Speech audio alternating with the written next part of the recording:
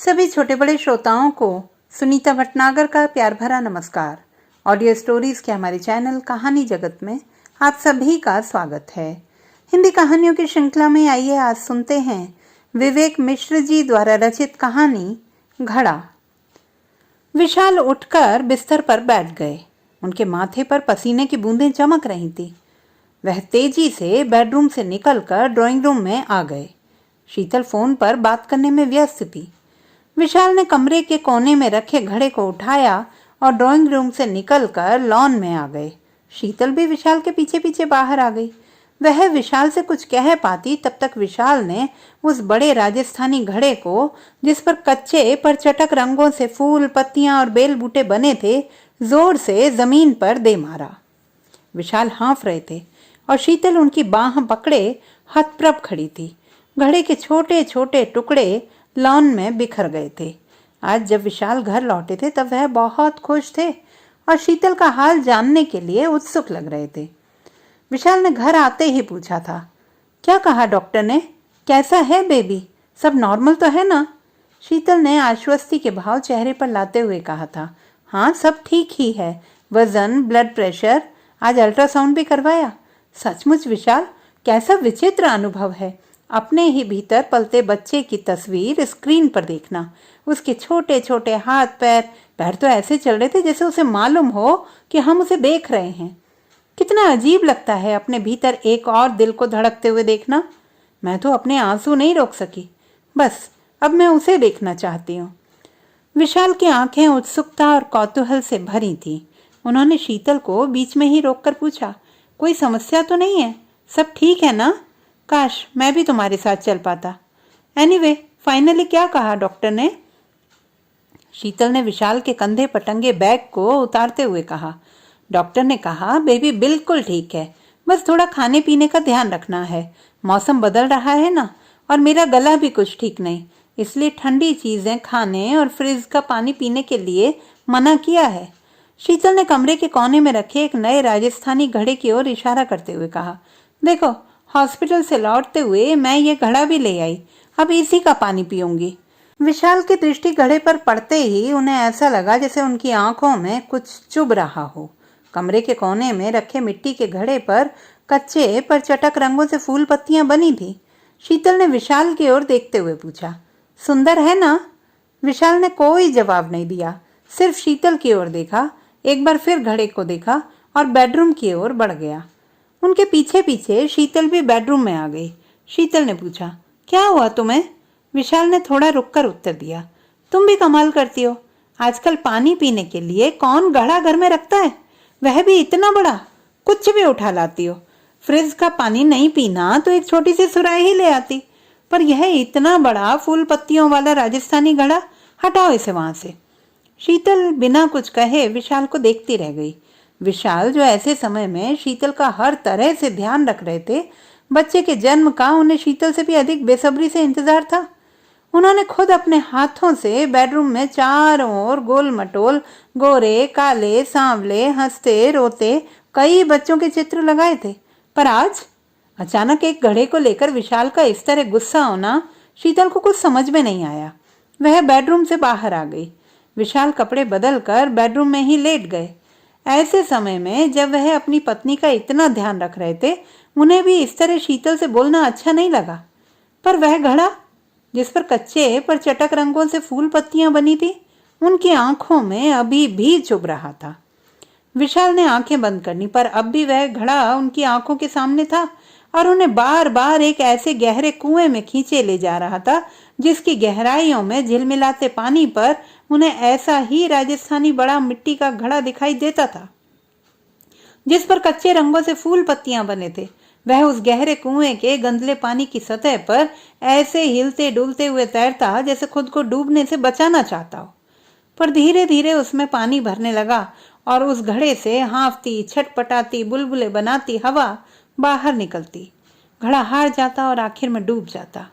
विशाल उस घड़े को, उस कुएं को, उस शाम को भूल जाना चाहते थे जिस शाम वह राजस्थान में अपने गांव ढाडेसा में अपनी हवेली के बरामदे में बड़ी बेचैनी से टहल रहे थे। हवेली के भीतर के एक कमरे से किसी औरत के रोने चीखने की आवाज आ रही थी। यह विशाल की भाभी की आवाज थी। वह गर्भवती थी और गर्भ 9 महीने से भी ऊपर का हो चुका था। आज दोपहर से ही उन्हें दर्द उठ रहा था।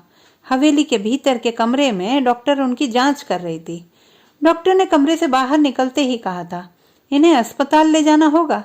वैसे तो सब ठीक है, पर घर में प्रसव होने पर थोड़ी मुश्किल हो सकती है। पर विशाल के बड़े भाई साहब ने भाभी को अस्पताल ले जाने से मना कर दिया था। विशाल डॉक्टर को शहर छोड़ने चले गए थे, जो गांव ढांडेसा से 20-22 किलोमीटर दूर था। विशाल डॉक्टर को छोड़कर जब हवेली वापस लौटे तो सूरज डूब चुका था, पर हवेली के बरामदे की बत्तियां नहीं जल रही थी। भीतर से भाभी की रोने की आवाजें आ रही थी। हवेली के आंगन में कुछ औरतें भाई साहब के 2 खास कारिंदे और दाई, जिसे डॉक्टर के जाने के बाद जचगी के लिए बुलाया गया था, बैठे थे।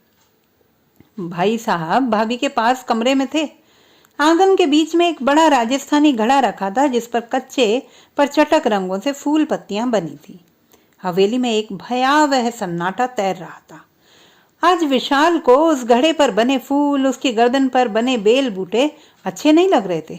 दाई ने उठते हुए कहा, मरी हुई छोरी जनिए बींदड़ी ने, और आगे बढ़ते हुए काला कपड़ा घड़े पर ढक दिया। भाभी के रोने की आवाज तेज हो गई। भाई साहब कमरे से बाहर आ गए। उन्होंने आंगन में बैठे अपने खास कारिंदों को इशारा किया। दोनों उठकर घड़े की तरफ बढ़े। तभी घड़ा कांप उठा। मिट्टी का बेजान घड़ा, बेल बूटों और फूल पत्तियों वाला घड़ा। विशाल सोच रहा था कि क्या किसी और ने भी उस घड़े को कांपते हुए देखा है। घड़ा ही हिला था या धरती हिल रही थी। घड़े की ओर बढ़ते हुए दोनों आदमी ठिठक गए। घड़ा फिर हिला और लुढ़क गया।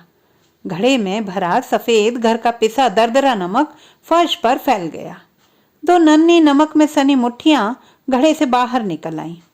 भाभी जो कमरे की चौखट से टिकी रो रही थी, उनकी आंखें ऊपर चढ़ गईं। अब उनकी चीखें दहाड़ों में बदलने लगी। विशाल को लगा जैसे हवेली की दीवारें उनकी दहाड़ों से थर थर कांप रही हैं।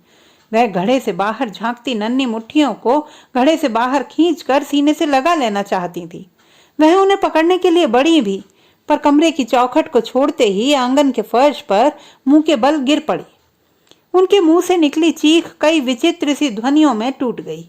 यदि वह कुछ साफ साफ बोल पाती तो यही कहती, मार डाला मेरी बच्ची को। लेकिन उस ध्वनि को समेट कर जोड़ा नहीं जा सकता था, क्योंकि अब वह असंख्य टुकड़ों में बंटकर आंगन में तैरती हुई हवेली के बाहर पसरे अंधेरे में विलीन हो गई थी। पर उसके कुछ बारीक रेशे अब भी हवेली की दीवारों से टकराकर उन्हें झंझना रहे थे। फर्श पर फैला नमक आंगन में खड़े लोगों की आंखों में चुभ रहा था। सब अंधे गूंगे बहरे बनकर खड़े थे। अगर कुछ बोल रहा था तो वे थीं 2 नन्ही नन्ही नमक में सनी घड़े के मुंह से बाहर झांकती मुट्ठियां। विशाल कांपते पैरों से अपनी आंखें मलते हुए घड़े की ओर बढ़े, पर भाई साहब ने उन्हें बीच में ही रोक दिया। भाई साहब के दोनों खास कारिंदों ने मुट्ठियों को पकड़कर वापस घड़े में ठेल दिया और मुंह पर काला कपड़ा बांध दिया। औरतें भाभी को उठाकर कमरे में ले गईं। भाभी होश में थी या नहीं कहा नहीं जा सकता।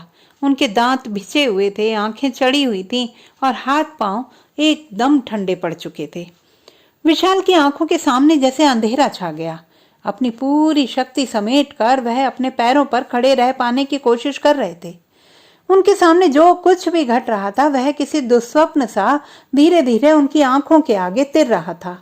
उनके कानों में अभी भी भाभी की चीखें गूंज रही थीं। उन्होंने खुद को संभालते हुए सिर को झटका और हवेली के दरवाजे की ओर लपके, जहां से भाई साहब और उनके 2 आदमी आंगन के बीचों बीच रखे उस घड़े को उठाकर ले गए थे। वह जब तक हवेली के बाहर पहुंचे, भाई साहब की जीप काला धुआं पीछे छोड़ती हुई हवेली से बाहर निकल चुकी थी।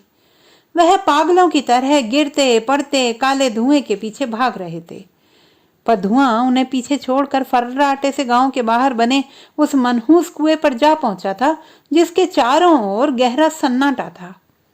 कुएं के मुंडेर पर एक दिया रोशनी देने की नाकाम सी कोशिश कर रहा था। भाई साहब की जीप जिस फर्राटे से कुएं तक पहुंची थी, उसी फर्राटे से वापस हवेली की ओर लौट गई। विशाल कुएं के मुंडेर पर हाथ रखे हाँफ रहे थे। दिए की रोशनी में झिलमिलाते कुएं के पानी में बुलबुले उठ रहे थे। घड़ा डूब चुका था।